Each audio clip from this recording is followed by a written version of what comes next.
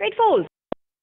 A little bit of history again today, and we're looking at Mohandas Gandhi, better known as Mahatma Gandhi. And these are the notes from Encarta that you did a little bit of research on in the computer center. So first of all, we need to know that he was born in India in 1869. Born in India, and on the screen you'll see there's the Indian flag, there's the country India, and then you see on the top right-hand side you'll see the world map and where India is in relation to the world. It is more to the east of Africa, in the Asian continent. And he was born in 1869. He studied law. He became a lawyer, just like Mandela, if you remember. He studied law, and he actually came to South Africa to study law. So he actually came and did his studies here in South Africa. And while he was here, he was actually quite angry about the way that the Indians were being treated in South Africa. They were denied their basic freedoms, okay? And we already know about apartheid, and he wasn't happy about how Indians were treated here. He used an Indian word.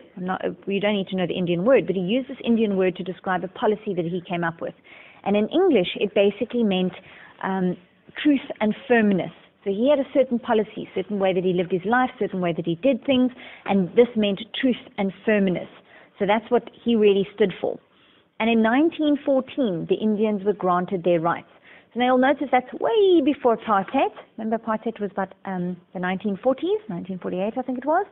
So this was even before apartheid started, that he came here and he wasn't happy with how the Indians were being treated. So he had a policy which was all about truth and firmness, and in 1914 they were granted their rights. They were allowed certain rights that they didn't have before. They called him Mahatma. Okay, this is a special title. That wasn't his first name. His first name was Mohandas, but they called him Mahatma, and that meant great soul. Right? It was a special title. It was out of respect. So they found that he had a great soul, and Mahatma stood for that. When and how did he die? He died on the 30th of January 1948, and he had many, many quotes. Okay, unfortunately, he was shot and killed by an Indian who wasn't very happy with his efforts to achieve peace. Okay, so Mahatma Gandhi stood for peace, for truth, for firmness, and this man was not very happy with his policies, and so he shot and killed him on the 30th of January 1948. But a great man, and there are many quotes that people often refer to, but one of the very famous ones is, "Be the change you want to see in the world." So if you see the world and say, "Oh, it's such a terrible place, and why doesn't everybody else change?" Mahatma Gandhi said, no, why don't you be the change? Why don't you change yourself? And all those little changes, if everybody just changes themselves to how they want the world to be, slowly that's the way the world will go. Okay? So very, very famous quote when we think of Gandhi, be the change you want to see in the world. All right, so questions your teacher could ask you. She could ask you to write a little life history of Mahatma Gandhi. She could ask you what his name meant.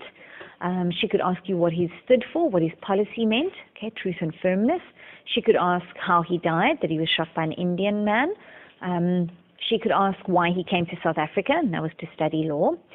Your teacher could say, well, what did he do in South Africa after he became a lawyer? Well, he fought against the way that Indians were treated. He fought for the rights of Indians.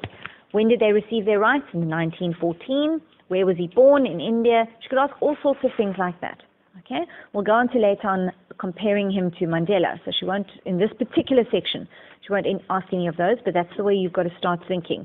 Are there any similarities between Mahatma Gandhi and Nelson Mandela? Because that's the way we're going to go.